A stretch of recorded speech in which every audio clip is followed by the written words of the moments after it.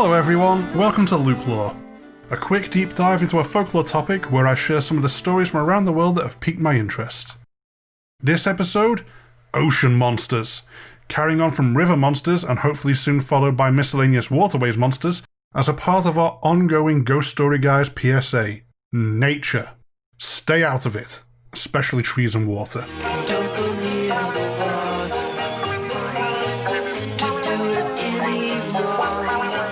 Let's start strong and obvious here. We're talking sea monsters, we're talking the Kraken. Pretty much everyone has surely heard of the Kraken by now. Giant squid or octopus big enough to smash up a ship, plucking the unluckily snack-sized sailors up in its many tentacles to drop into its gaping maw. From Jules Verne to Pirates of the Caribbean, the Kraken is pretty well known with tales retold across the centuries. The original tales seem to be Nordic in origin, the oldest written tales being in 1180 by King Sverre of Norway.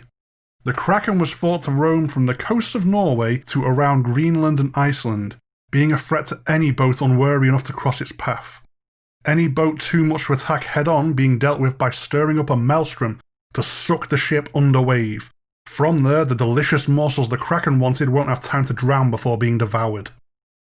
Fish are said to follow in the wake of the Kraken in large numbers though, so the brave and the foolish can risk drawing its attention should they want to try and make a good catch before theoretically getting away safely. There are a few possible mundane explanations for tales of the Kraken. First up, ships used to be a lot smaller. When the Polynesians, the Vikings and the Greeks were booking it all over the place, can you imagine how terrifying it'd be seeing the washed up corpse of a giant squid? Giant squid are some serious thalassophobia fuel as it is, fear of what may be lurking in the unknown depths. Giant squid have been recorded as attacking modern ships too, typically coming to a bad end on the propellers, and these old ships were significantly smaller than a modern-day cruise liner or even an old Empire galleon. A giant squid as it is could very likely flip one, and whacking at it with oars will be a lot less effective than a turbine-powered propeller in seeing one off. But even if you just see a beach corpse of a giant squid, see this horrific potentacled thing from the depths, your imagination could definitely run wild. Can they get bigger? What if this was a baby? Scratch that, how did this die? Did something bigger kill this monstrosity? You're gonna need a bigger boat. There's also a bit of a dumb and rude possible theory from recent discourse. Blue whales can cavort a bit on the surface when mating, and, well, they are the largest mammals. In every way? The theory goes that waving blue whale dongs in great enough numbers at a distance could look a little bit Kraken-y. What the hell was that is certainly the correct response to what a sailor was seeing here, but they were barking up the wrong tree with what exact terror was violating their eyes if they thought this was a giant squid. Okay, from a stone-cold classic to an underrated mythological monstrosity. Skylar. Skylar. What the hell is wrong with you? God damn it, I pronounced that wrong. Skylar. I've seen people try to lump Skylar in as a Mediterranean variation of the Kraken, but that's really selling short just how terrifying Skylar is. Skylar's origin varies in the details, but are all at the core very typically classically Greek. Skylar was a damn fine looking water nymph that people lusted after, and someone jealous cursed the crap out of her until she turned into a monstrosity. Gaius Julius Hyginus, an author from a little over 2,000 years ago, gives an absolutely brilliant description of Skylar. This is definitely the one which has stuck with me from childhood. Once transformed by a poison, Skylar grew 6 heads, each head having 4 eyes and 3 rows of shark's teeth. Her legs became 12 tentacles with a ring of 6 dog's heads around what was her waist, and having a cat's tail for good measure. She was featured in The Odyssey, where Skylar was risked as the lesser of 2 potential giant sea monsters, and Odysseus nearly made it around the Rock of Scylla in Calabria, but he got complacent while watching out for the larger monster Charybdis, allowing her to burst out of the depths and grab up 6 sailors, 1 for each of her heads to snack upon, before eating them very noisily alive. Here's a nice pretentious first for LukeLore. Let's quote a translation of Homer. They writhed, gasping as Scylla swung them up her cliff, and there, at her cavern's mouth, she bolted them down raw. screaming out, flinging their arms towards me, lost in that mortal struggle. Nice. I mentioned the Polynesian people with my Kraken roundup, but that was a Nordic local, and the Polynesian people had their own versions of giant multi-armed sea monsters. I can only apologise for the terrible pronunciations to follow, but I'm going to do my best. The Maori have a legend of the giant octopus Te Weke a Mutarangi, who was fought to the death in a couple of stories, in some by Kupe the Navigator, and in some by the Ngati Ranginui ancestor Tamatea. There's some argument here over which is the more authentic, and if one plundered the myth from the other, which I'm really not qualified to wade in on.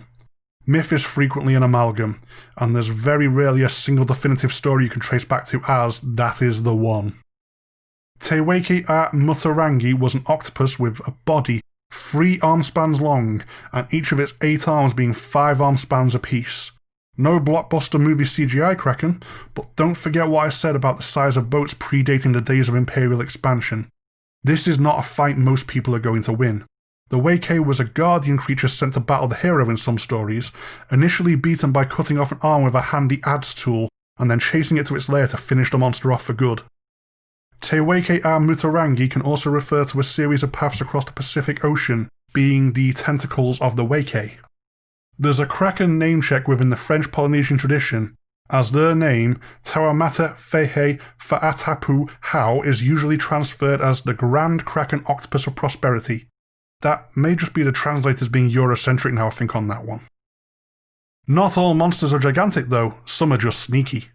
South America has the Encantado, a type of dolphin with evil magical powers. Not the obvious evil monster, dolphins can be right horrible gits though when you look deeper into their behaviour, and, let's face it, as Terry Pratchett once wrote, never trust a species that grins all the time. They're clearly up to something. The threat here comes from their cunning on top of their magic. The Encantado can disguise themselves as humans, roaming freely where they will should they want to, and they are drawn to music festivals where they like to attend as musicians. They're usually friendly enough, but they have a nasty habit of taking a liking to human girls they can hypnotise with their magic to drag away to the underworld city Ikante. A disguised Encantado will usually be wearing a hat they keep on at all times, as they have a very distinctive small bald spot that is their disguised blowhole. Purely looking at folklore as cautionary tales, the Encantado is one heck of a double threat. Not only for children to be careful at the water's edge, but also for people to beware of strangers. As I worked on this, I was finding it difficult that not all that many sea monsters are reported outside of mythology. Certainly not in a similar way to lake monsters that are tied in with the folklore associated with long-term settlements, which seem to have a stronger ongoing tradition.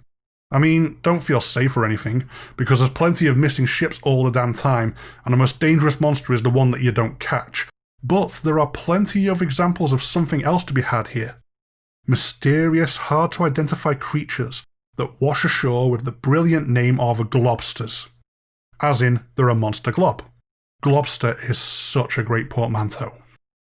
Globsters are an opportunity for people to come together, random passerby and scientists alike, collectively saying, "Holy crap, what the hell was that? I'm glad it's dead, but what if there are more?" Thankfully, a Globster will usually turn out to be a known sea creature that just happened to rot in a terrifying way, which Poseidon then chucked onto a beach for a laugh to see how humans react. The bigger the creature in life, the weirder the monstrous corpse can get.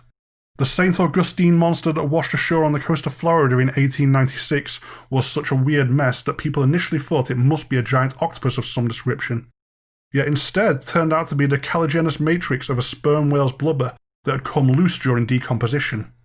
Both the Bermuda Blob and Bermuda Blob 2, great naming there guys, of 1988 and then 1997 were both whale carcasses.